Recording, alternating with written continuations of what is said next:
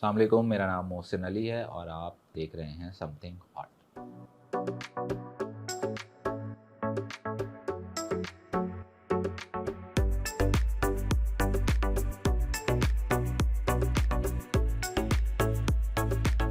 अस्सलाम वालेकुम, my name is Hasan Chaudhary और tuned into something hot. This is hard to hot. भाई एक बहुत ही ज़बरदस्त मिनी सीरीज़ आप लोगों ने रिसेंटली देखी, मैंने भी देखी, हमने रिव्यू भी किया उसका, और आपका बड़ा स्ट्रॉन्ग फीडबैक हमें मौसूल हुआ। पिछले 5 सालों में मैं अगर गिनना शुरू करूं तो पता नहीं, आज तक कोशिश की नहीं, बट लातादाद ड्रामे देखे हैं। और एक पॉइंट पे ऐसा लगता था कि शायद अब वो जो सरप्राइज होने वाला एलिमेंट है वो ख़त्म हो गया, कि ऐसा क्या ही बन जाएगा पाकिस्तान में कि जिसको देख के लगेगा यार अरे इसकी तो कमी रह गई थी।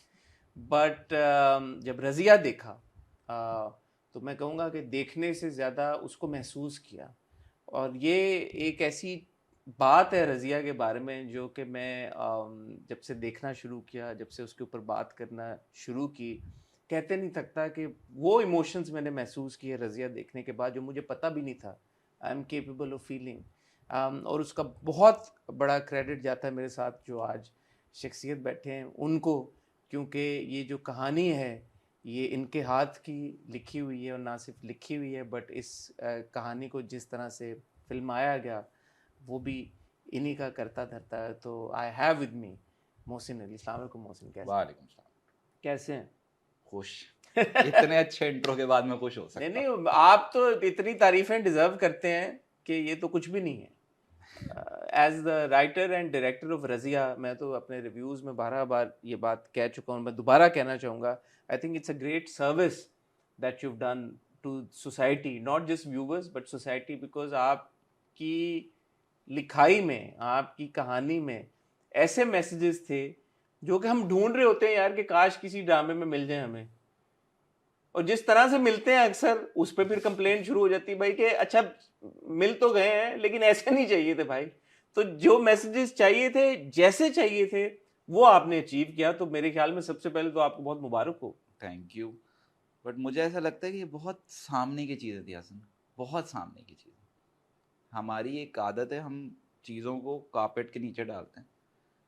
मुझे लगता है मैंने सबसे आसानी से ये स्क्रिप्ट लिखा है अपने सारे स्क्रिप्ट में से, बिकॉज हर चीज़ बहुत सामने थी, उसको सिर्फ प्रेजेंट करना था और ऑर्गेनिक होना ज़रूरी था। उसको प्रेजेंट करते हुए सच पूरा बोलना ज़रूरी था, आधा सच नहीं बोला जा सकता। तो मुझे नहीं लगता कि कोई मेरे राइटिंग वाइज इतना मुश्किल स्क्रिप्ट था ये मेरे लिए। इनफैक्ट बहुत कम लोगों को पता है कि 2019 में मैं ये स्क्रिप्ट लिख चुका था। अच्छा it was 4 episode at that time. अच्छा, एक सेकंड, इससे पहले हम रज़िया की जर्नी के ऊपर जाएं, बिकॉज मुझे पता है कि काफ़ी कुछ है बिहाइंड द सीन्स। रज़िया के फिल्माए जाने से पहले से जो कहानी शुरू होती है, और मैं जानना चाहता हूँ, मैं चाहता हूँ कि आप सबको बताएं भी। बट एक सेकंड को रज़िया को साइड पे रख के आपकी जो जर्नी शुरू हुई as a writer, as a director, of course आप फिल्म भी डायरेक्ट कर चुके हैं, ड्रामे भी, एक ड्रामा आपने डायरेक्ट किया, एज अ राइटर आप काफ़ी काम कर चुके हैं।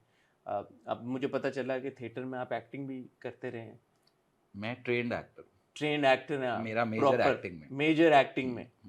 तो ये जो कीड़ा कहना चलें या स्किल है या टैलेंट है, ये कब आइडेंटिफाई किया आपने अपने अंदर? ये मैंने आइडेंटिफाई नहीं किया था, इसका सेहरा दो लोगों के साथ है, नबील कुरैशी और फ़िज़ाली मिर्ज़ा।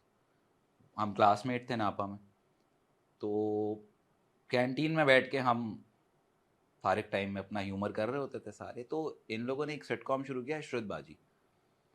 तो एक दिन मुझे नबील और बड़ा फ़िज़ा ने कहा पॉपुलर तो मुझे एक दिन नबील और फ़िज़ा ने कहा कि ये स्क्रिप्ट लिखो। अच्छा, उसमें फिर एक और बड़ी मज़े की स्टोरी है कि उस वक्त फिर हमने 4 लोगों ने मिल के श्रुतबाजी लिखना शुरू किया। वो 4 नाम आपको भी सरप्राइज करने वाले हैं।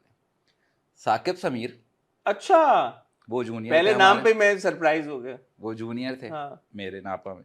साकिब खान, अच्छा, वाह, उरूसा सिद्दीकी अरे वाह, अच्छा।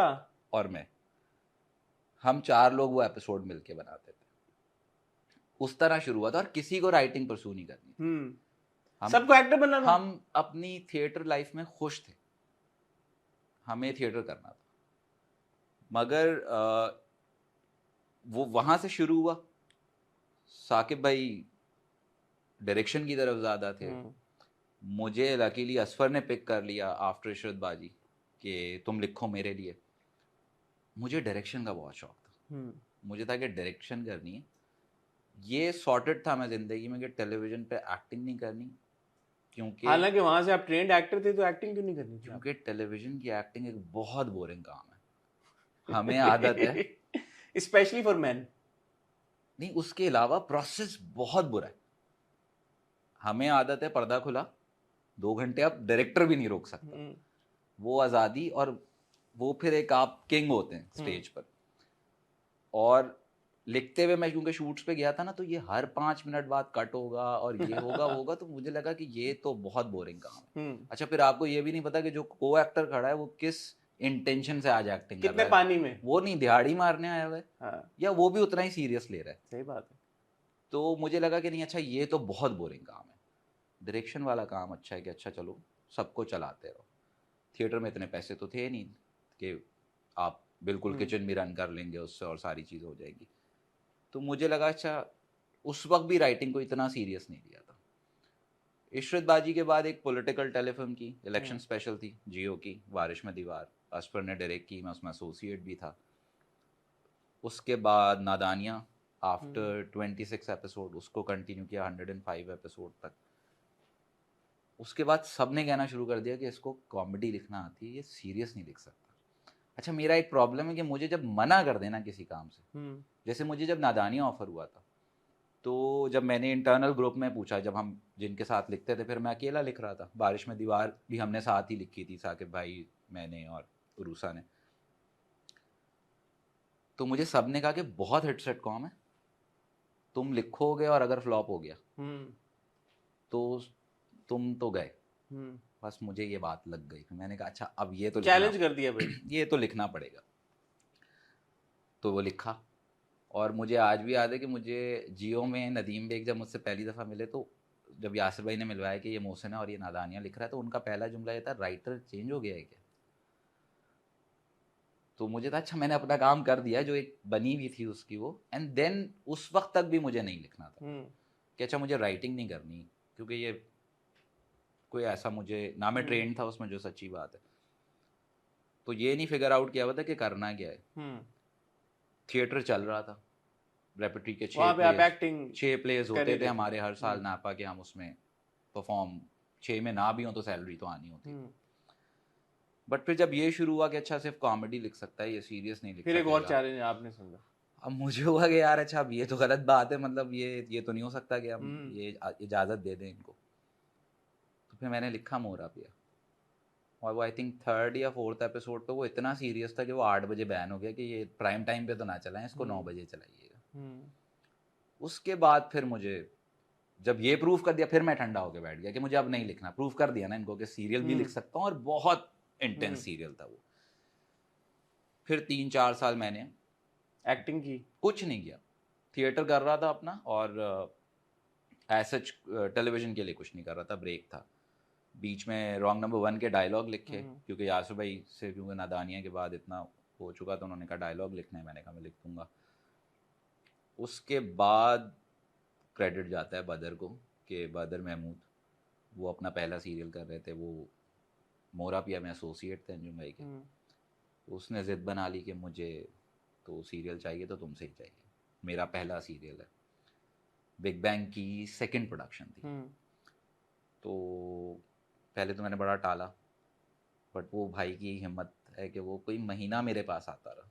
और बदर के साथ फिर आपने 5 प्रोजेक्ट्स किए। बदर के साथ फिर 5 प्रोजेक्ट किए, जिनमें इश्किया और डंक को तो हमने भी बड़ा रिव्यू भी किया, उसके ऊपर बातें भी की। और डंक को लेके बहुत सारे इख्तलाफात अभी तक मेरे हैं आपसे, आपकी राइटिंग से।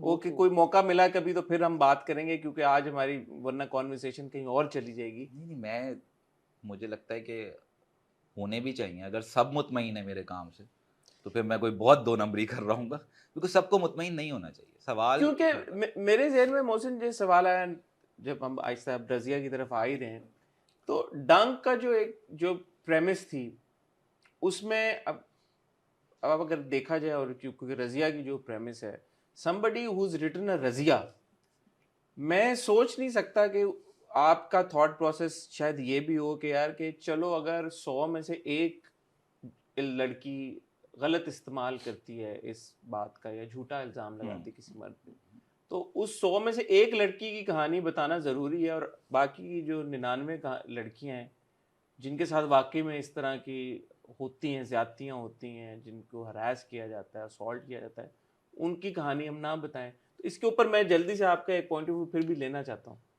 अच्छा, मेरा अगर आप अपना ज़ाती पॉइंट ऑफ व्यू पूछे ना, तो मैं इस हक में नहीं हूँ, जाहिर सी बात है। बट मैं कहता हूँ कि वो कहानी कोई और सुना दे ना, मैं रोक नहीं रहा किसी को। विद डंक की स्टोरी ना, अगर देखा जाए तो मेरी सिर्फ एक डिबेट है जिस पे मुझे लगता है कि क्यों मैं तैयार था कि अच्छा मैं ये बात कह सकता हूँ अगर इस ड्रामे के थ्रू, कि वेनेवर ये इस तरह की हरासमेंट वाली कोई चीज़ आए ना, तो इसको दो लोगों के बीच में देखना चाहिए, इसको मर्द और औरत के बीच में नहीं देखना चाहिए।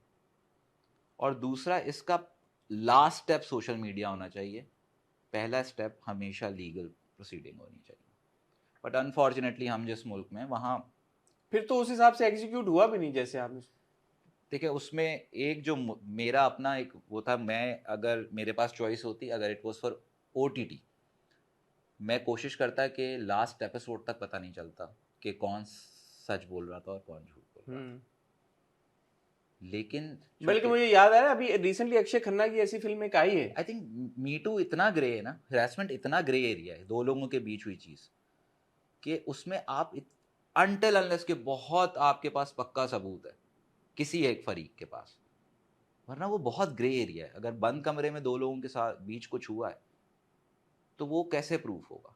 और मुझे लगता है कि उसमें डिबेट ज़्यादा इंपॉर्टेंट है कि इस जब भी इस तरह का कोई केस हो, और मैं पर्सनली ये बिलीव करता हूँ कि अगर आपको इस कोलेटरल डैमेज में 500 मर्दों को गलत सजा भी देना पड़े ना, तो दे दे, इस बात से तो मैं एग्री ताकि करता हूँ। डिबेट हो जाए। हाँ, इस बात से तो मैं एग्री करता हूँ, लेकिन मैं ये नहीं समझता कि हरासमेंट एक ग्रे एरिया है। मेरा इसके ऊपर तो प्रूव इट।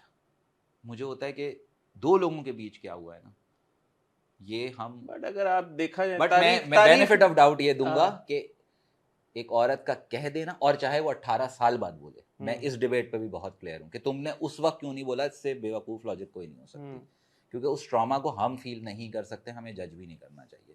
तो जो इस तरह की बातें होती है ना कि अच्छा 6 महीने क्यों चुप रहे, 6 साल क्यों चुप रहे, ये रिडिकुलस बात है। ऑल्सो बिकॉज अगर बिकॉज आप उस ट्रॉमा से निकलने में कोई कितना टाइम लेगा ये बिहेवियर पैटर्न देखें तो मर्दों का ये कोई कोई मतलब कोई ऐसी कोई मायूब बात नहीं है कि अगर आप बोलें कि किसी मर्द ने हराया, अरे कैसे कर दिया, मतलब हाँ, हाँ, एक नहीं, आदमी का, एक मर्द का, किसी मर्द का हिरास होना भी मायूब बात नहीं होना चाहिए, हमें उसको भी उतने ही सच्चाई से सुनना चाहिए। हाँ, क्योंकि हम एक बदकिस्मती से हम माशरा ऐसा है कि, लेकिन ट्रेडिशनली देखा ये गया कि जो मार्जिनलाइज्ड आपकी कम्युनिटी होती है, एंड इन दिस केस खवातीन, उनकी दब जाती हैं, उनके उनके साथ जो ज्यादती होती है वो दब जाती है। तो एक ऑलरेडी एक जेंडर अगर पोजीशन ऑफ पावर में है, अगर उसके साथ ज्यादती हो रही है तो मतलब हाँ ठीक है, but that gender is in a position of influence and power.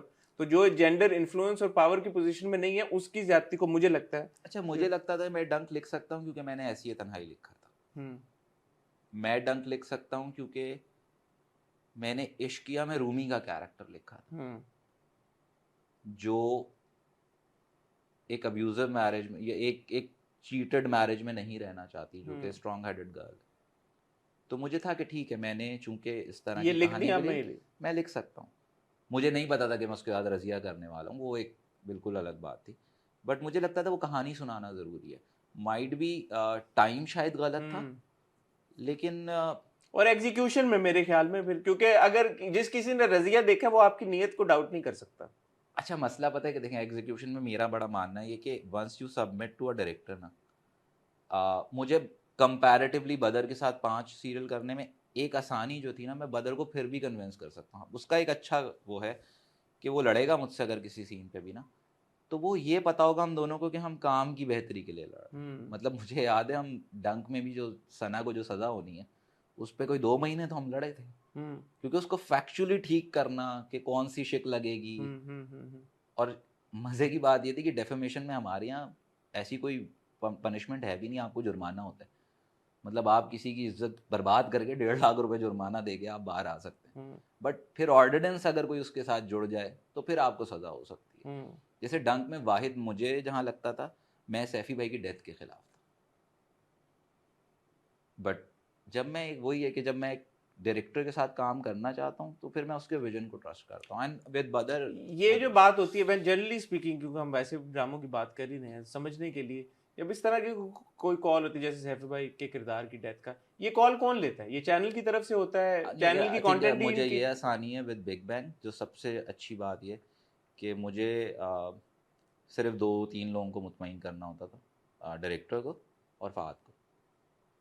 तो बस मुझे फिर ना चैनल, मुझे नहीं जाना पड़ता था। नहीं, बट ये इस तरह की इनपुट कहाँ से आती है? आई थिंक मैं वी कि यार डिस्कस कि इनको मार दो, नहीं, हमें कभी नहीं आई, चैनल से भी नहीं आई कभी इस तरह की कोई बहुत मेजर इनपुट आ गई हो कि नहीं इसको ऐसे कर दो।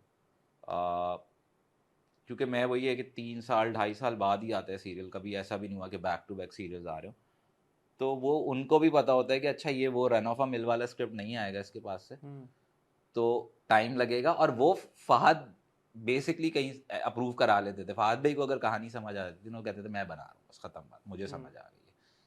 तो वो बदर और मेरी डिस्कशन होती है, तो कभी बदर सरेंडर करता है, कभी मैं सरेंडर करता हूँ। तो ये रज़िया के बारे में सच है कि आपने बहुत सालों से लिखा हुआ था और आप बड़े लोगों के पास लेके गए और लोगों ने बनाने से इनकार कर दिया या चेंजेस डिमांड किए? क्या कहानी है रज़िया की? पहले तो ये बताएं कि ये क्या होता रहा है। अच्छा, ये 2019 में एक रात बस सिर्फ इतनी सी थॉट आई थी मुझे कि हमारी सोसाइटी में अचानक से एक लड़की को 9-10 साल की उम्र में कहा जाता है कि कल से तुम ये नहीं करोगी। और वो जब सवाल करती है कि क्यों, तो उसको कहा जाता है कि तुम बड़ी हो गई। सिर्फ इतनी सी थॉट आई थी मुझे।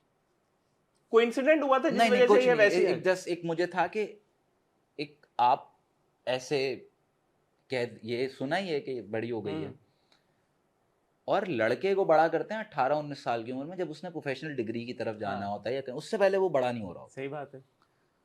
तो मुझे बहुत फनी विजुअल, पहला विजुअल जो मुझे आया था ना, कि आया था यार, वो अगर जब बोला होगा तो उसने तो ये सोचा होगा मैं तो मगरिब से पहले जितनी बड़ी हूँ ना।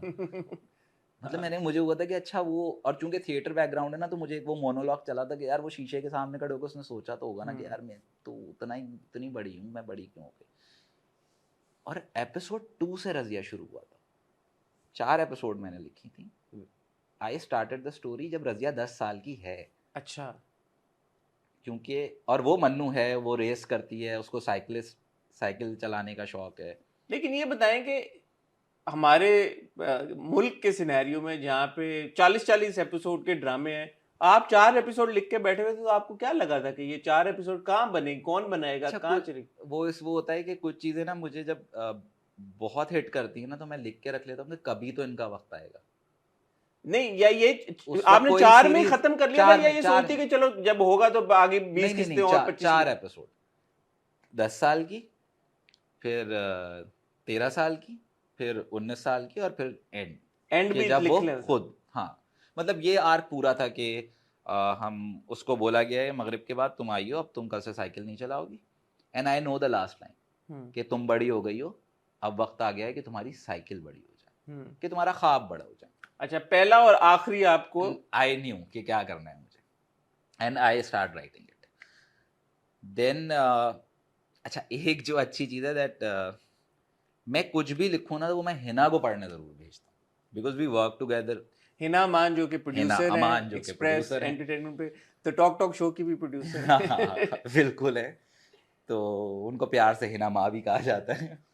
तो कुछ भी मैं लिखता था ना, क्योंकि बिग बैंग में she had content for some time, तो मुझे जो उसकी सबसे अच्छी बात लगी थी ना, कि जब वो एपिसोड पढ़ती थी ना, तो मुझे कहती, मैं उसे कहता था यार देखो, अगर चैनल के कंटेंट से या कहीं से कुछ आएगा ना, तो कहती थी मोहसिन भाई आप तक नहीं आएगा।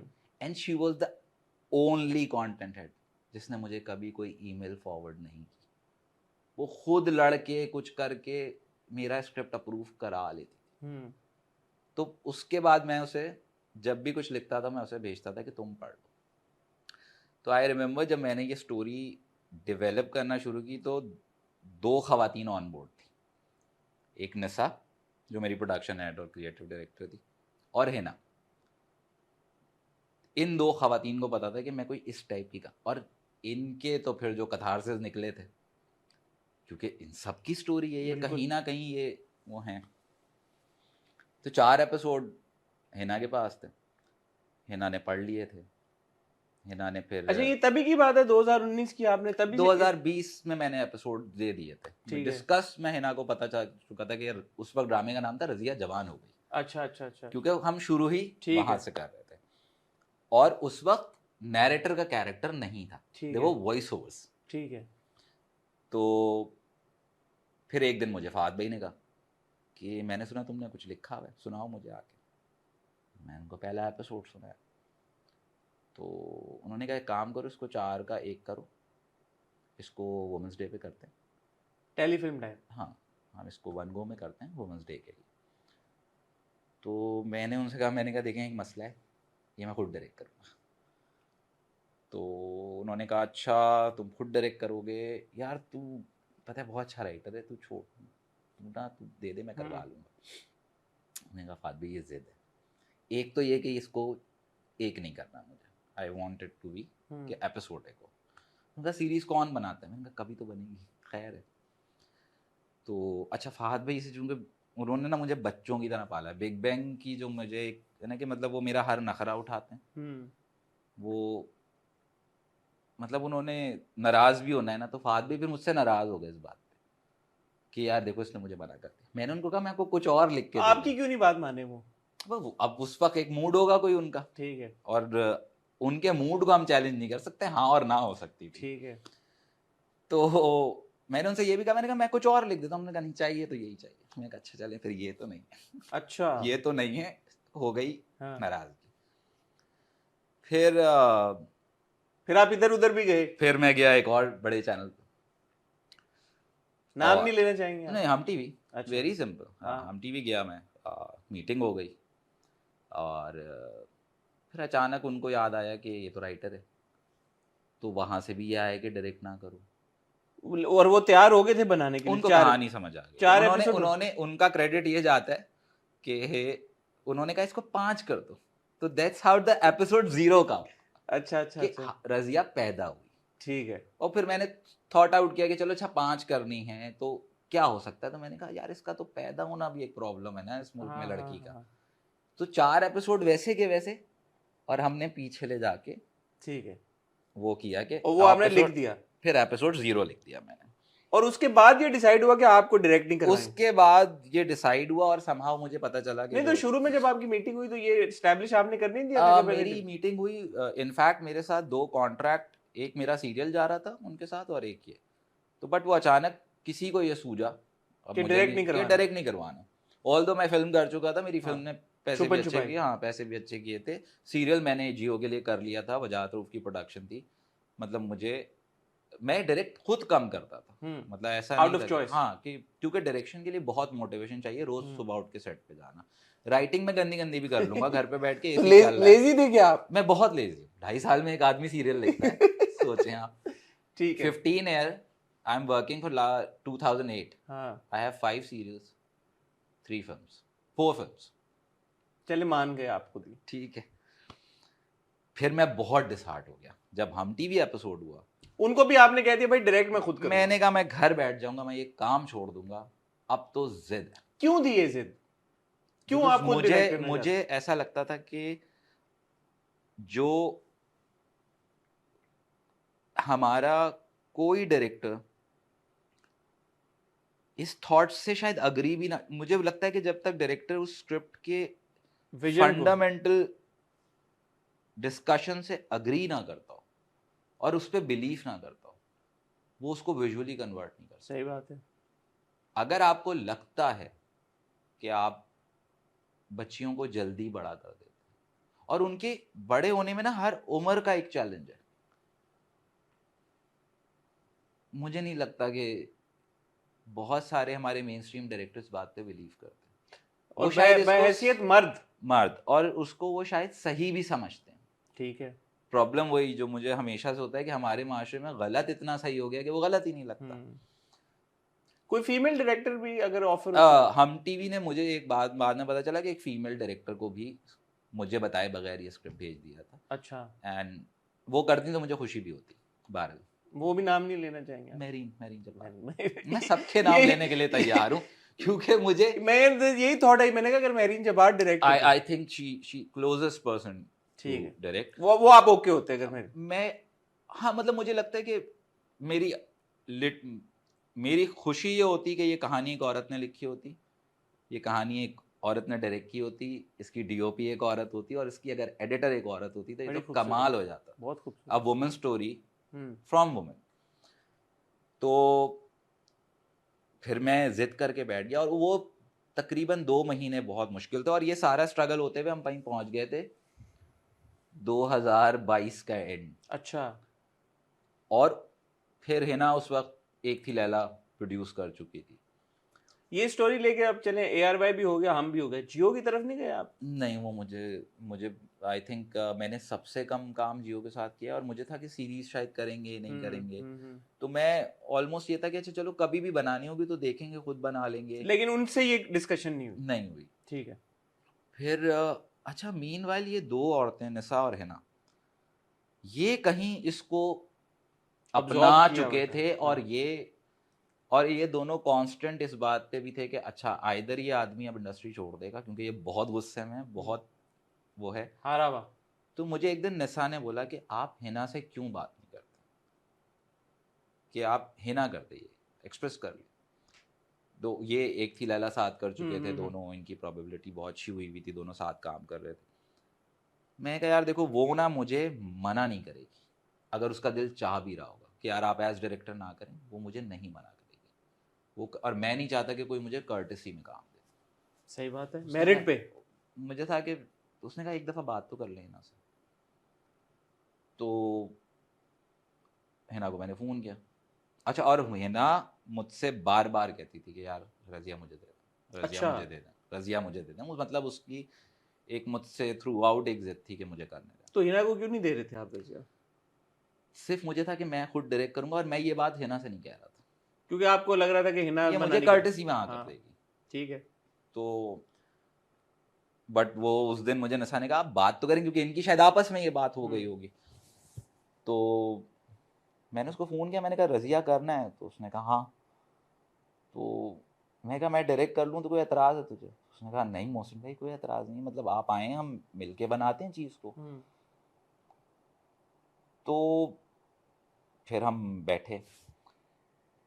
अब मुझे याद है मैंने 5 एपिसोड लेके मैं हिना के पास घर गया और मैंने पढ़ना शुरू किया। उसने वो मुझसे नरेशन सुनती है हमेशा, वो कहती यार आप खुद पढ़ के सुनाएं। अब मैंने उसको पढ़ के सुनाना शुरू किया, उस पूरा स्क्रिप्ट सुना। अच्छा हम गुनाह कर चुके थे साथ में, उसे गुनाह लिख के दे चुका था और सिर्फ उसको ये इजाज़त है कि वो मुझसे 6 एपिसोड लिखवाने के अगर 1.5 महीने बाद उसे कोई अछूता सा ख्याल भी आया ना स्क्रिप्ट के बारे में और जिसकी वजह से पूरे स्क्रिप्ट को चेंज होना हो, तो वो इतना सिर्फ हिना को इजाज़त है। और अगर वो और वही हुआ गुनाह में भी, जब मैं पूरा लिख चुका उसको अचानक 1.5 महीने बाद कुछ होता है कि यार मोहसिन भाई इसको ऐसा कर दें, तो मैंने कहा हिना पूरे एपिसोड चेंज होंगे लेकिन मैं कर दूंगा क्योंकि ये बहुत अच्छा आया है तुम्हें आइडिया। अब जब मैंने उसको 5 एपिसोड नरेट किए तो उसने कहा यार मोहसिन भाई कुछ वॉइस ओवर का कर सकते हैं? मैंने कहा मुझे एक रात दो। हाँ। कि कुछ कुछ विजुअल हो जाए इसका। मैंने कहा मुझे एक रात दे, I will figure it out कि क्या करना है। मैं घर गया। अब मैं चूंकि थिएटर से हूँ तो हमेशा से स्टोरी टेलिंग एक पार्ट था। तो मैंने इसको फ़ोन किया रात में, मैंने कहा भाई एक काम हो सकता है लेकिन खर्चा बहुत बढ़ जाएगा। तो उसने कहा बताएं। मैंने कहा एक स्टोरी टेलर है जो शहर में एक मेला है जिसमें वो ये कहानी सुनाना शुरू करती है और फिर हम नैरेटिव को जोड़ते जाएंगे जो सीन्स में। तो उसने कहा डन। मैंने कहा ऐसे ऐसे सा कैरेक्टर है। निसा से भी फ़ौरन ही दोनों से डिस्कस हुआ और मैंने माहिरा की जो 18 स्पीचेज है वो एक रात में लिखी। अच्छा, वो एक रात में लिखी गई। हो। अच्छा, और ये बड़ी इंटरेस्टिंग बात है क्योंकि कहानी और बाकी नैरेटिव बिल्कुल वहीं रहा, बन चुकी थी, जो वॉइस ओवर्स थे उनको निकाला और उसी थॉट को जोड़ दिया, मोनोलॉग्स में कन्वर्ट करना शुरू कर दिया। और लिरिक्स गानों के लिखना शुरू कर दिए कि अच्छा ऐसे होगा।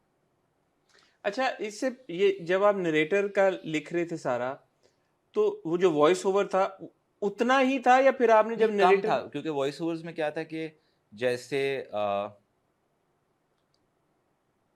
शुरू में जब शुरू होता है तो अ, इस तरह की वॉइस ओवर थी कि सदर के शॉट्स लग रहे हैं और मर्दाना कमजोरी के इश्तिहारात लग रहे हैं हम्म कि एक तबका है जहाँ हम्म ताकतवर जो हैं वो अ,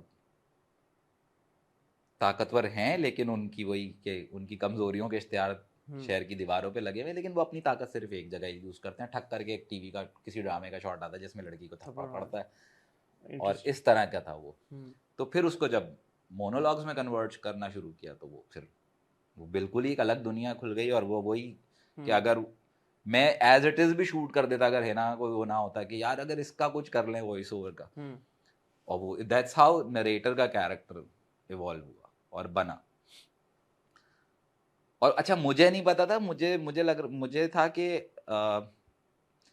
ऑलरेडी एक मेरी शर्त ये थी कि ये कहानी एक स्मॉल टाउन होनी चाहिए, तो मुझे ये पता था हम कराची से तो वैसे ही बाहर शूट कर रहे होंगे, तो मैं वो भी देख रहा था कि फिजिबिलिटी भी रहे, प्रोजेक्ट बन हम्म भी सके, ऐसा ना हो कि और अच्छा भी बन जाए, क्योंकि हो सकता है आखिरी हो, इसके बाद ना मिले। तो बट उसने जब सुना तो उसने कहा कि अच्छा अब इसकी बजटिंग करते हैं। फिर अभी हमने नरेट, उसने कहा बाकी की कास्टिंग शुरू करते हैं, नरेटर का क्या करना है। तो मैंने कहा यार करते हैं, ढूंढते हैं कोई, फिलहाल बाकी कास्टिंग करते हैं। तो उसने कहा एक काम करें, सबसे पहले ना हमें माँ बाप ढूंढना है, हम्म क्योंकि देखें पहली 2 एपिसोड में बच्चे होंगे, हम्म तो वो सारे उन पे हमें कोई ऐसा आई बॉल नहीं मिल रहा होगा कि वो 2 एपिसोड लोग क्यों हम्म देखें। तो आई थिंक मुझे सबसे पहली नरेशन मैंने मोमल को दी थी, अच्छा। और इस वक्त प्रोडक्शन शुरू हो चुकी थी ये, और हिना और निसा लगे अपना, सेट्स वेट्स और या सारा। निसा अपना काम शुरू कर चुकी थी, वो बुक बन चुकी थी कि क्या होने वाला है। हिना अपनी चीज़ें शुरू कर चुकी थी कि अच्छा आपको डीओपी कौन चाहिए, असरात भाई के साथ करते हैं। मैंने कहा भाई एनी डे असरात भाई, कोई इशू नहीं है। मोमल को जब नरेट किया ना तो उस वक्त था कि उसने पूछा अच्छा, मैंने कहा पूरा नरेट करने के बाद मैंने मोमल को कहा देखें एक सरप्राइज़ है अब। उसने कहा कोई सरप्राइज़ नहीं है, रज़िया में हो नहीं सकती, नरेटर तुम मुझसे करवाओगे नहीं, मैं माँ हूँ। तो उसने कहा नरेटर कौन है, मैंने कहा नहीं पता। मैंने कहा मायरा से बात की है, मैंने कहा एक्सेस ही नहीं।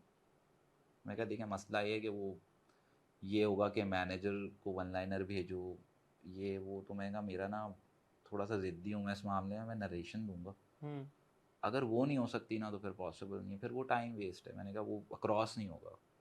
तो शी सेड मुझे एक दिन दो। अगले दिन आई थिंक, हाँ एक दिन छोड़ के उन्होंने एक टाइम बताया कि ये टाइम है, ये 1.5 घंटा है, मायरा को जाके स्क्रिप्ट सुना दो। तो मैं हिना और निसा पहुंच गए, और हिना ने कहा कोई ने बुक बनी हुई है, निसा सारा प्रोडक्शन डिज़ाइन हुआ हुआ है, तीनों ऐसे पहुंचे थे कि बस ये एग्जाम है। एग्ज़ाम है, एग्जैक्टली एग्ज़ाम। तो वही हुआ, नरेशन शुरू की, पहली एपिसोड ख़त्म करते करते ही हो गए तकरीबन 50 मिनट। तो मुझे लगा यार 1.5 घंटा था, अब पूरी तो ये सुन भी नहीं पाएंगी। तो सहर होती थी उस वक्त जो हम्म मैनेजर थी मैम, तो मायरा ने जब ये कहा ना उनको कि सुनो मेरी जो मीटिंग है ना वो आज की कैंसिल कर दो।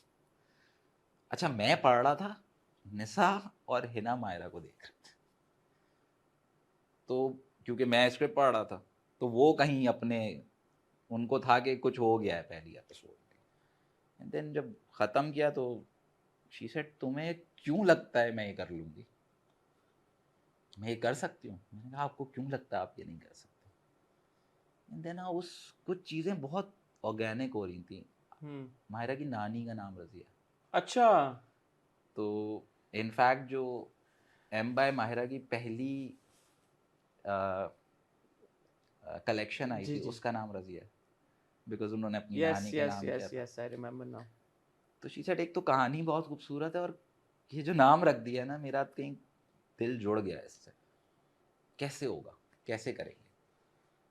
तो इन्होंने कहा बस हम कर लेंगे, आप वो आप हाँ करें बस। आप हमें ये तो था कि 80% तो हमें हाँ मिल चुकी थी।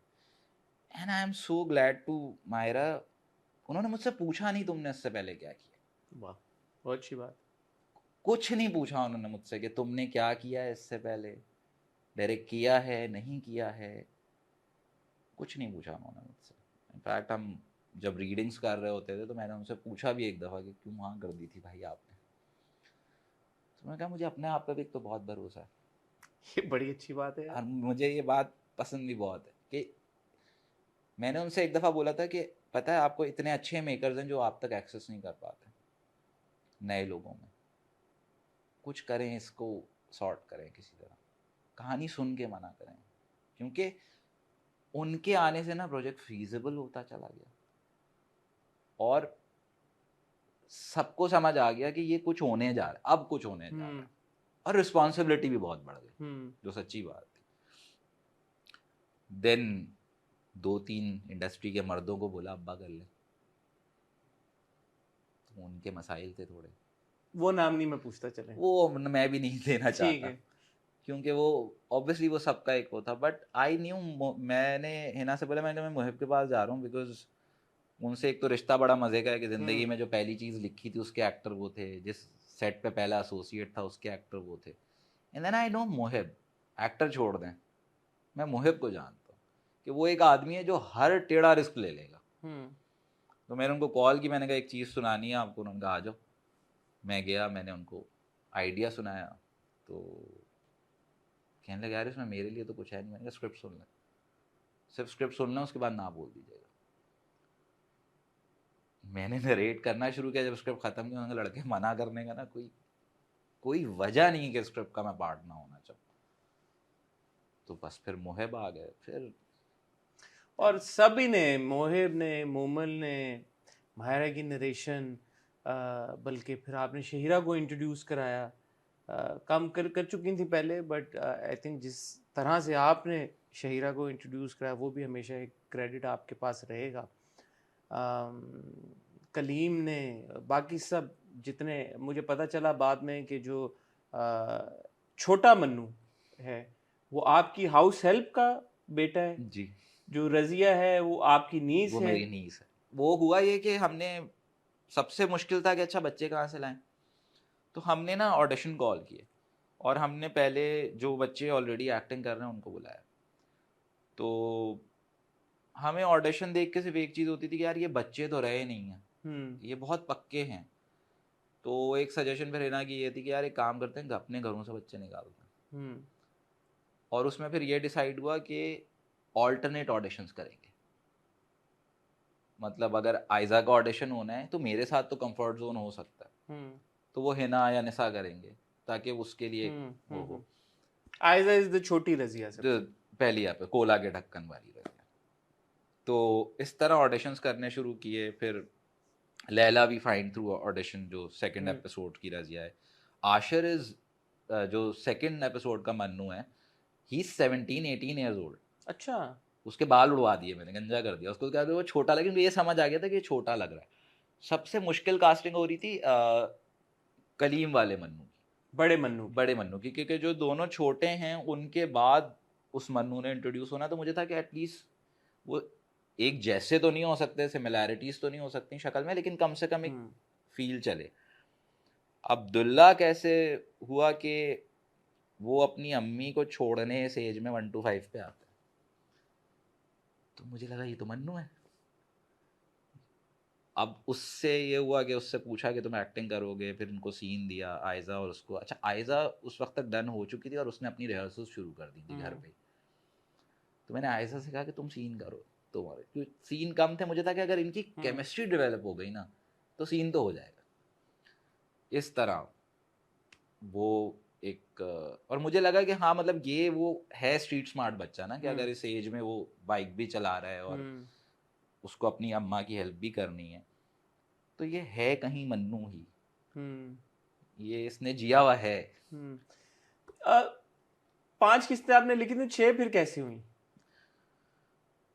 कुछ ऐड नहीं किया स्क्रिप्ट में कि कुछ एक्स्ट्रा शूट कर लिया, बट जब एडिट शुरू हुई थी ना तो मुझे आइडिया हो गया था, तो मैंने हिना को कहा, मैंने कहा हिना एपिसोड ऊपर है लेकिन मैं पहली 2 के फ्रीज नहीं छेड़ूंगा, बिकॉज वो अगर देखा जाए तो पहली एक विनिंग मोमेंट पर खत्म होती है बिल्कुल जहाँ एक एज ग्रुप खत्म हो रहा है, बिल्कुल और सेकंड एपिसोड भी एक मोमेंट पे खत्म हो रही है जहाँ एक एज ग्रुप खत्म हो बिल्कुल। रहा है, तो इसमें नहीं छेड़ सकते हम्म क्योंकि वो दोनों भी मुझे हाँ था कि ये ऊपर हैं एपिसोड।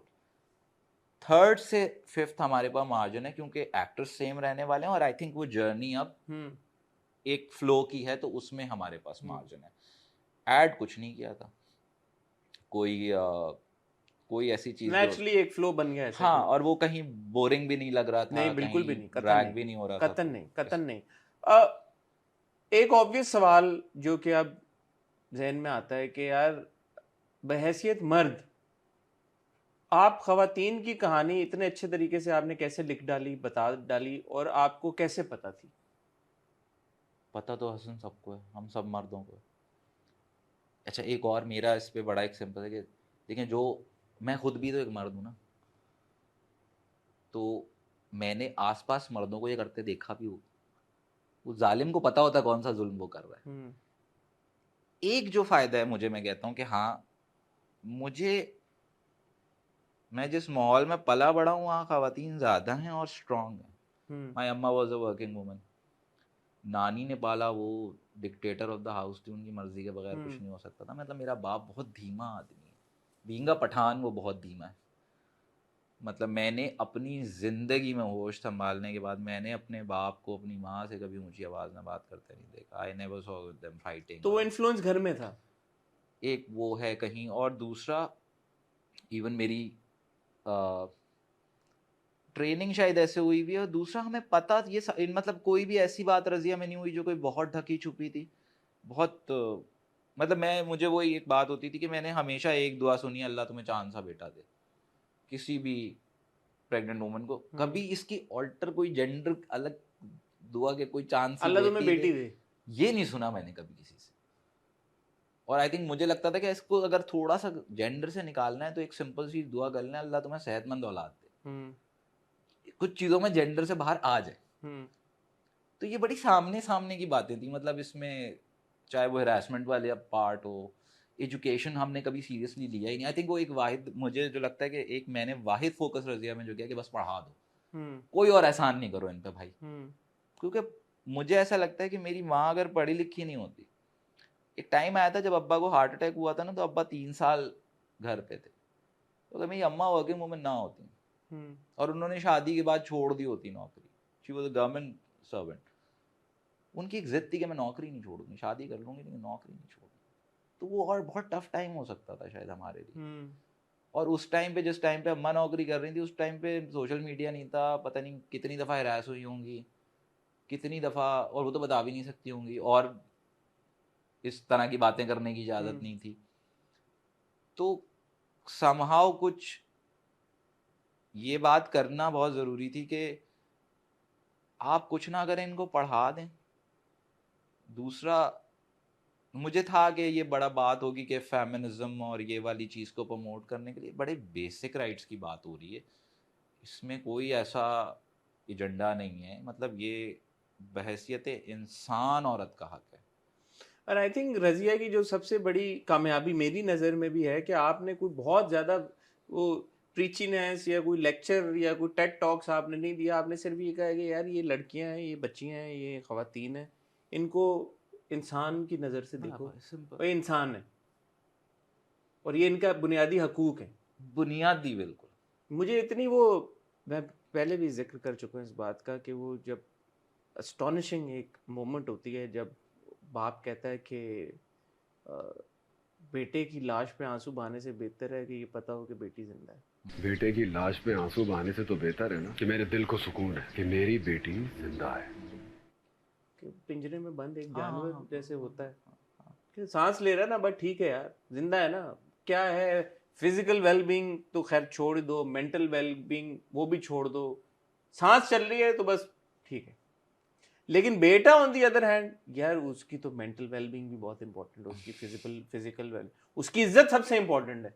प्रॉब्लम ये कि उसके साथ आपका फाइनेंशियल फ्यूचर जुड़ा है, हम्म, आपने जोड़ा हुआ है, वो उतना ही बेटी के साथ भी जुड़ा है, आप उसे करने दें, वो भी आपको उससे ज्यादा हक से देगी आपके बल्कि लिए। मैं तो ये कहता हूँ कि बेटी जो लेके आती है उसका तो कुछ रद्दो बदल ही नहीं है, मुझे नेमुल बदल नहीं है मतलब वो हम तो। बहुत बदनसीब, हमें ना बड़ा, चले रिलीजन के हिसाब से लेना, मोटी अकल है हमारी।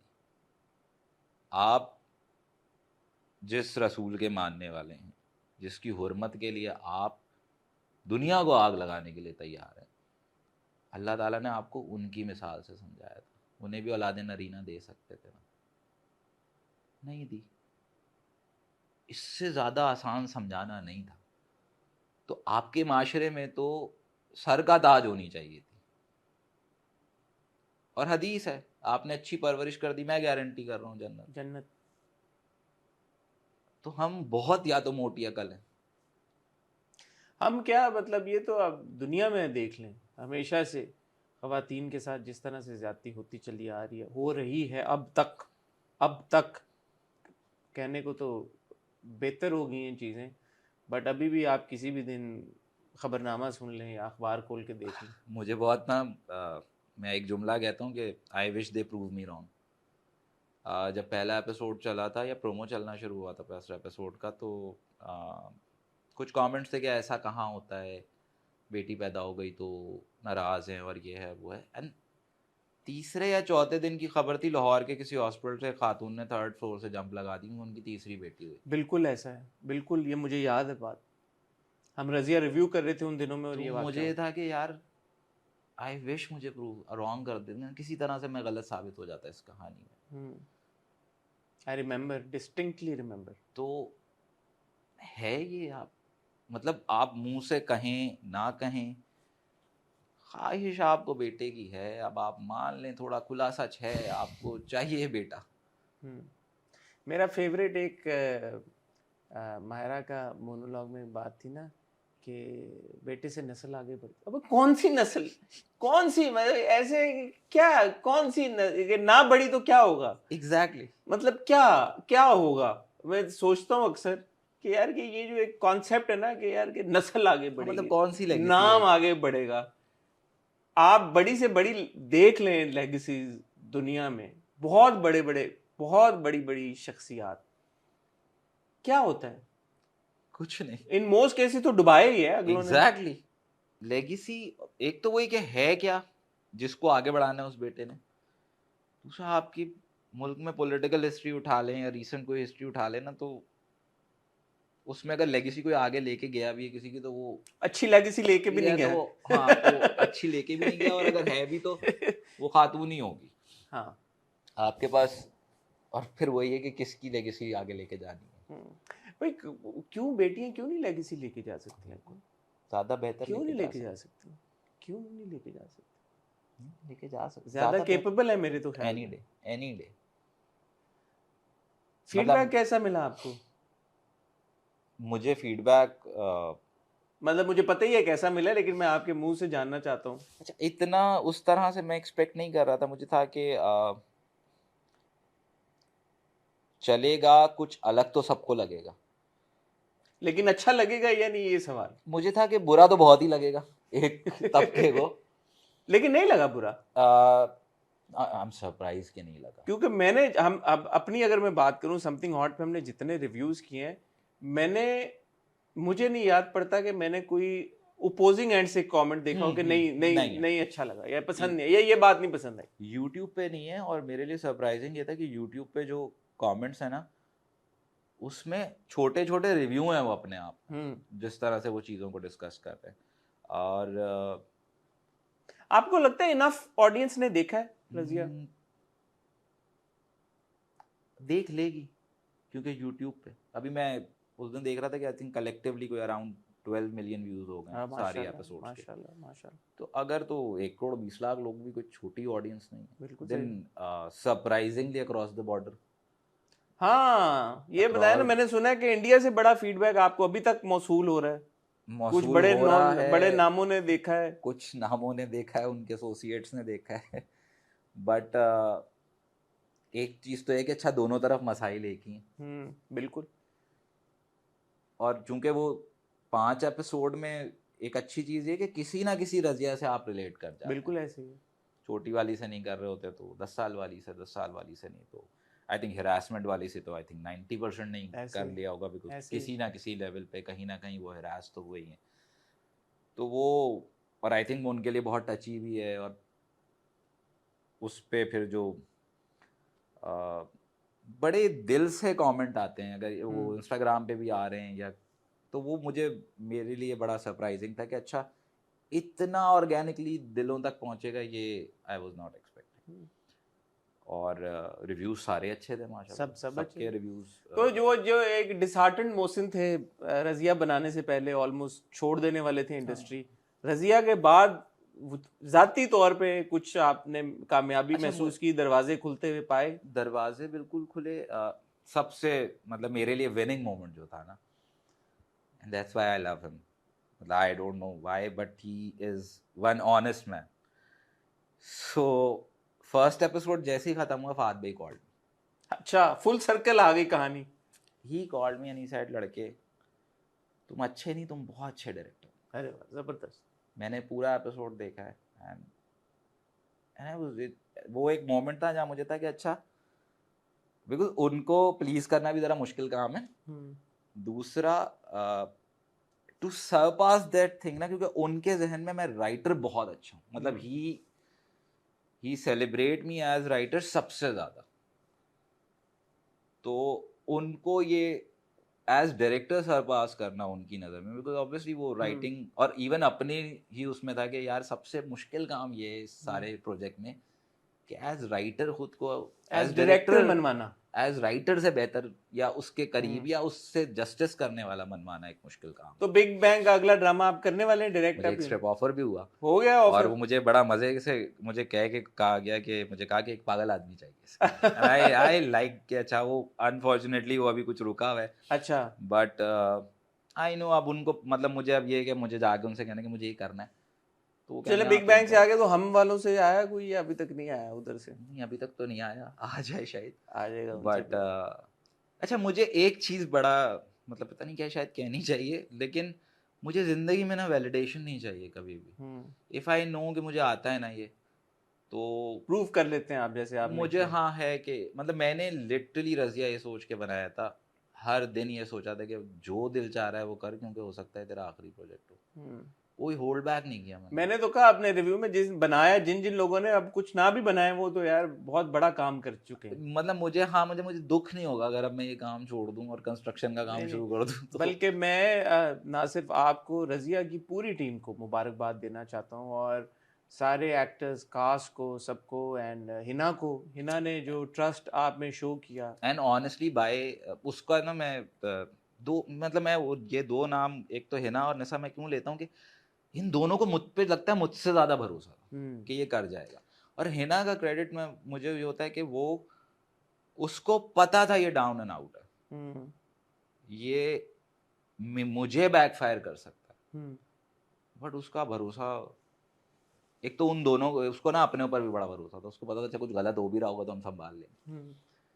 और लेकिन उसने रोका नहीं, मतलब मैं सोचता था कि मैं शेडो थिएटर जब मुझे शूट करना था वो गिद्धे एक दरिंदा वाले पार्ट पे, तो मुझे लग रहा था, मैंने कहा है ना ये पागलपन है, कह रही करे ना यार आप अपना पागलपन, इतना अच्छा प्रोड्यूसर नहीं होता। मतलब मुझे लगता है कि उसने बहुत दिल से बना, उसने हर चीज पे जो है ना, वो काफी बोल्ड चीजें थी बीच में, टांगों के बीच से, और वो ऐसा कुछ था शी वाज उसमें। वेरी श्योर कि कुछ नहीं सेंसर होने वाला, उसने मुझे बड़ा, उसने कहा कुछ नहीं कटने वाला, आप टेंशन ना लें। नहीं, बहुत क्रेडिट, सबको बहुत मुबारकबाद। दिल से लगा हुआ था उसके। आप लोगों तक ये कहानी, मोहसिन की कहानी पहुंचाना इसलिए भी जरूरी है ताकि आपको अंदाजा हो कि जब कोई अच्छी चीज हम टीवी के ऊपर देखते हैं तो वो ऐसे ही नहीं बन जाती और ऐसे ही नहीं हम तक पहुंच जाती, उसके पीछे जो स्ट्रगल होती है। एंड इन मोस्ट केसेस जितनी अच्छी चीज हम टीवी के ऊपर देखते हैं उसके पीछे स्ट्रगल उतनी ही ज्यादा लंबी होती है, उतनी ज्यादा चैलेंजिंग होती है। ये एक बड़ी मुझे बात, जब से मुझे पता चला था ये, मैं चाहता था कि आप आएं और बात करें इसके बारे में, क्योंकि कहने को तो बड़ी इंपॉर्टेंट कहानी है। अब जब सबने देख ली, सबने उसको महसूस भी कर लिया, 6 किस्तों के अंदर आपने इतने खूबसूरती के साथ इतने बड़े बड़े मसाइल को बहुत सिंप्लीफाइड तरीके के साथ ऑडियंस तक पहुंचा दिया कि लोगों को समझ भी आ गया, उन्होंने उसको एक्नॉलेज भी कर लिया, अप्रिशिएट भी कर लिया, अब्जॉर्ब भी कर लिया, अंडरस्टैंड भी कर लिया, जो कि हमारे 30-30, 40-40, 50-50 ड्रामों में भी वो इम्पैक्ट अनफॉर्चुनेटली आजकल नहीं होता। लेकिन एक इतनी प्यारी और खूबसूरत और इम्पैक्टफुल कहानी बताने के लिए आपको कितने साल लग गए? 3 साल। 3 साल लग गए। और मुझे लगता है कि अगर मैंने कोई रन ऑफ अ स्क्रिप्ट लिखा होता तो मैं इन 3 सालों में 6 रन ऑफ अ स्क्रिप्ट कर भी लेता, डायरेक्ट भी कर देता, उस पर किसी को और अच्छे खासे पैसे भी कमा लेते। हाँ, उस पर किसी को एतराज़ भी नहीं होता, किसी को उन्हें ना पता होता है कि ये शो शॉट चल रहा है ना, ठीक है। तो ये अनफॉर्चुनेट रियलिटी है जिसके बारे में हम चाहते हैं कि बात हो, उजागर की जाए ये बात, ताकि ज़्यादा से ज़्यादा लोग रिस्क लें उन कहानियों के ऊपर जो बताना बहुत ज़रूरी है। और कोई ये नहीं कहता कि यार कि आप जब इस तरह की कोई सोशल इशू के ऊपर कहानी बताएं तो वो इंटरेस्टिंग नहीं हो सकती, इंगेजिंग नहीं हो सकती, एंटरटेनिंग नहीं हो सकती। बिल्कुल हो सकता। अब रजिया की 6 की 6 किस्तें आप उठा के देख लें। जब मुझे हमेशा इस इतराज होता है कि यार सोशल इशू बेस्ड है तो भाई बहुत ही नसों पे सवार हो जाएगा और एक इतना ट्रॉमेटिक एक्सपीरियंस होगा देखना उसको कि बंदा दूर भागता है, यार मैं इतनी टफ वॉच देख नहीं सकता। बट रजिया की खूबसूरती ये थी कि आपने, and I go back to the last episode, I must appreciate you for it, domestic violence मारते हुए, मतलब आपने दिखाया नहीं, आपने कहीं पे दिखाया नहीं, आपने थप्पड़ पड़ता हुआ शायद एक बार दिखाया नहीं, रजिया को, लड़की को नहीं, वो छोटी रजिया को पड़ा छोटी रजिया को एक जो थप्पड़ पड़ा है वो पड़ा है। बट द फैक्ट कि आप इस लेवल तक उसको लेके गए कि बाप और भाई कंस्पायर कर रहे हैं कि आग लगा के जला दो, लेकिन वो उस तरह से आपको हिट और इम्पैक्ट जरूर देता है, लेकिन वो ये नहीं होता कि यार कि मैंने देखना नहीं है। ये सबसे बड़ी कामयाबी आपकी। Was that a conscious effort कि यार कि हमने जिस तरह से कहानी को आगे लेके चलना है, ये हैवी जो चीजें हैं इनको प्रेजेंट ऐसे करना है कि लोग एंटरटेन हो साइमल्टेनियसली। हाँ, उसमें मुझे ये था कि जो एक चीज मुझे रखनी थी कि जहां मौका मिले ना, अगर कोई सोशल सटायर हो सकता है, पॉलिटिकल हो सकता है। आई थिंक वो थिएटर के बैकग्राउंड की वजह से और एज एन मतलब एक्टर मेरी one of the favourite line है, लड़की ना हुई जमहूरियत हो गई कॉम्प्रोमाइज। हाँ, या वो जिस तरह वो चूल्हा जलाने जा रहे हैं और गैस की Yes. Load shedding is so relevant हाँ, विद इट। बस मुझे ये था Dark कि हाँ, humor. द मोमेंट मुझे था कि द मोमेंट इनको लगे कि ओ ये होने वाला है और ये होगा, उसको ब्रेक कर दो कि नहीं अभी नहीं, अभी रुक जाए। एंड डोमेस्टिक वायलेंस वाली जो चीज थी उसमें मुझे ये तो था, मतलब for अच्छा वो sure, 20 मिनट तक कोई डायलॉग नहीं है आखिरी एपिसोड, छठी एपिसोड में 15 से 20 मिनट तक there is no I conversation. Think Shaheera का कमाल भी यही है। I think acting with dialogue it's very easy. वो साइलेंस भी बहुत अच्छा प्ले करती है।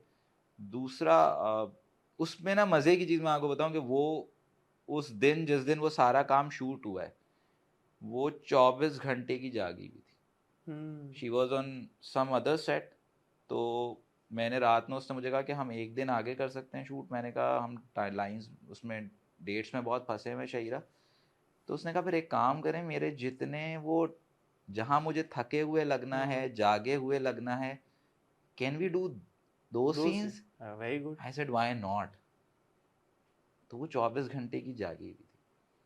एंड वो मैं बहुत श्योर था कि कहीं भी उसको डोमेस्टिक वायलेंस को दिखाना नहीं है मारते हुए, बिकॉज तो वो खड़ा हुआ बेल्ट पकड़ के दूसरा मोड़ मारते देना हुए फिर। उसने कौन सा नया एक्सप्रेशन दे देना, कौन सी नई एक्टिंग कर देनी। बिल्कुल सही बात है, और जरूरी भी क्यों है? वो जरूरी नहीं था। मतलब वो फिर वही वाली बात है कि वो ग्लोरीफाई करना जरूरी नहीं है। इवन आई थिंक जो मुझे मेरा one of my favourite scenes, marital rape को जिस तरह ट्रीट किया गया, जिसमें चल के आई है बाहर, जिस तरह वो चल के आई और वो गिद्ध एक दरिंदा है और वो सारा शेडो थिएटर, बिकॉज मुझे लगता है कि मतलब ये वाली चीज़ें ख़ास तौर पे सेंसेशनलाइज करने में इस्तेमाल हो जाती हैं। बिल्कुल ऐसे जो आई थिंक आपके ऑब्जेक्टिव के अगेंस्ट चली जाती हैं, बजाय कंडेम करने के आप चीज़ों को मजीद ग्लोरीफाई करते हैं। बिल्कुल ऐसे ही। और मैं इस यहाँ पे मेंशन करना चाहूँगा कि जो रिवर्स थप्पड़ है जो उसने अपने शौहर को तलाक के बाद मारा, फॉर्मर शौहर हो गया और भाई को मारा, वो मैंने जब क्योंकि एक्सप्रेस फेसबुक पेज पे वो आते टॉक शो की भी वीडियोस मेरी आती तो वो आई वीडियोस, उसके कोई 12-13 मिलियन व्यूज हैं उस सीन के ऊपर। अच्छा, मुझे इनफैक्ट जो सबसे खुशी हो रही है ना कि जो रील्स बन रही हैं, हम्म मतलब वो एक तो उनकी अपनी एडिट बड़ी कमाल है। हम्म आई थिंक उन एडिटर से मिलना चाहिए जो रील्स बनाते हैं, क्योंकि वो जो गाने उसमें लगा देते हम्म। हैं, और वो उन चीज़ों की बन रही थी जिन पे बात करना बहुत ऐसे ज़रूरी थी। तो वो बड़ा हो रहा है, और उनके व्यूज़ बहुत ज़्यादा हैं। ऐसे वो मूविंग फॉरवर्ड मोहसिन, फिर क्या इरादे हैं, क्या चीजें हैं पाइपलाइन में, क्या प्रोजेक्ट्स हैं, बताएं ना कुछ। आ, लिखने की हद तक कुछ चीज़ें शुरू कर रहा हूँ। एज ए डायरेक्टर तो अब आपने एस्टेब्लिश कर ही लिया माशाल्लाह अपने आप को। हाँ शायद, पता नहीं, वो तो इंडस्ट्री देखेगी। लेकिन बट अब आप लिखेंगे भी तो मैं तो नहीं चाहूंगा कि अब आप कुछ ऐसे ही लिख दें। मुझे बस, हाँ मतलब, असल में हमारा ये जंग रहेगी, क्योंकि इंडस्ट्री आदी हो चुकी है आपसे आपके पोटेंशियल से कम काम कराने। तो वो जंग रहेगी। आप, जब मैं लिख रहा होता हूँ किसी और के लिए ना, तो वही वाली बात है कि मुझे उसके ओपिनियन मेरे लिए मैटर कर रहे होते हैं, क्योंकि उसने बनाना है। एक चॉइस ये है कि खुद लिखो, खुद डायरेक्ट करो। तो वो है चीज़ें, अब मैं कुछ डेवलप कर रहा हूँ कि हाँ ये एक हो सकती हैं इस तरह की चीज़ें। और जल्दी नहीं है कोई। अब ये बात भी समझ आ गई है कि सब्र का फल बड़ा मीठा होता है। ये बात भी बिल्कुल तो सही। मज़े से करो चीज़ को। तो अब जल्दी नहीं है कोई। अब हाँ ये है कि पहले भी कौन से जल्दी आपने किए 2.5 साल 3 साल के नहीं, वक्त। इन्होंने जिद भी बना दी ना, मतलब वो हो गई थी जिद, और कोई पता नहीं क्यों। कभी किसी स्क्रिप्ट के साथ इतनी जिद नहीं बड़ी मैंने। मतलब आई रिमेम्बर पर्दे आई रोड फॉर माई सेल्फ, हाँ, पर्दे मैंने में बड़े रहने खुशी दो। खुशी बजात को दे दी थी कि हाँ ठीक है आप बना लें, कोई मसला नहीं है। लेकिन ये रजिया के साथ तो बड़ी कोई अजीब ही जिद हो गई थी। चलें, wish you all the very best. सबसे you. पहले तो थैंक यू, आपने वक्त दिया और आप आए और जितनी डिटेल में आपने रज़िया की जर्नी बताई। कहानी तो हम सब देख ही चुके हैं, हमने उसको अप्रिशिएट भी बहुत किया, इन्जॉय भी बहुत किया, उसके बारे में बात भी बहुत की। लेकिन ये जो सफ़र है रज़िया बनाने का, ये आपसे शेयर करना बहुत ज़रूरी था, ताकि और जो लोग हैं इंडस्ट्री में, अगर किसी तरह से मोहसिन का ये सफ़र, ये जर्नी पहुँचे, सफ़र और सफरिंग Suffering. दोनों पहुँचें, तो शायद कहीं पे बैठे लोग ये सुन रहे हों तो उनको हौसला मिले कि यार ठीक है, ऐसी कहानी बतानी चाहिए, मोहसिन के साथ काम करना चाहिए, फर्स्ट टाइम डायरेक्टर्स को ट्रस्ट करना चाहिए, जिसने कहानी लिखी उनको कभी कभार ट्रस्ट करके देख लेना चाहिए कि अगर वो डायरेक्ट करेंगे तो कैसा डायरेक्ट करेंगे। और उम्मीद है कि वो भी अच्छे डायरेक्ट करेंगे। Mohsin, wish you all the best. Thank you, आपने रज़िया बनाया। आपकी पूरी टीम का दोबारा बहुत शुक्रिया, और मुझे उम्मीद है कि आप इसी तरह अच्छी अच्छी कहानियाँ लिखते रहेंगे, बताते रहेंगे, और अपना एक पार्ट प्ले करते रहेंगे सोसाइटी में शऊर बेदार करने में। बहुत शुक्रिया आपका। Thank you.